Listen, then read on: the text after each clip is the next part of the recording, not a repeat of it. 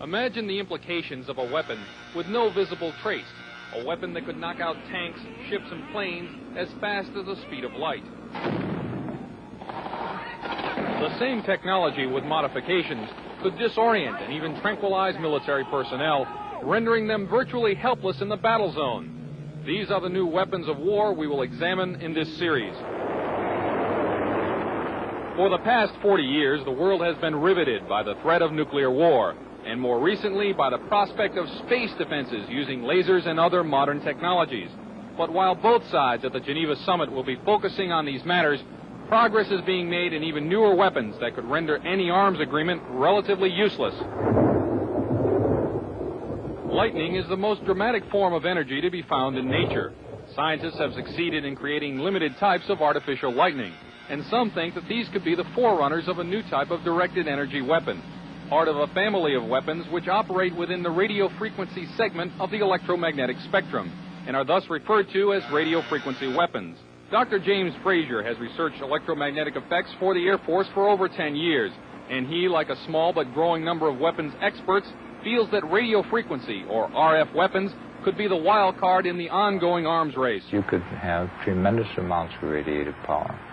And what you did with that power then is a matter of engineering design and what your goal is. Robert Bass, a physicist and PhD in mathematics, is working on U.S. weapons research. He says that the Soviets seem to be ahead in a number of areas, and especially in RF weapons. We are behind the Soviet Union in directed energy weapons based on 60 gigahertz microwave beams. Dr. Bass and others feel the most likely form of Soviet RF weaponry would be high-powered microwaves, similar to a focused, ultra-high-intensity radar beam.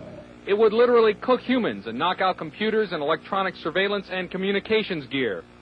An operational RF weapon, relatively cheap and reusable, could devastate sophisticated and expensive war machinery. The $20 million F-16 fighter, for example, is totally controlled through electronic sensors and computers. With no manual flight controls, the plane would literally fall out of the sky after being hit with a high-intensity pulse of microwave radiation. Scientists say that microwaves and other types of RF pulses operating at specific frequencies or windows can be transmitted with little or no loss of power. Machines known as gyrotrons can produce the massive pulses needed to drive these devices, and it's believed that the Soviet Union has a 3 to 5 year lead in this technology. Over the past year, CNN has repeatedly asked the Department of Defense and the Air Force about radio frequency weapons. After much resistance, DoD finally said that the subject was too sensitive to discuss. In my next report, unexplained cloud-like phenomena which may be evidence of a Soviet breakthrough in RF technology. Chuck DeCaro, CNN Special Assignments.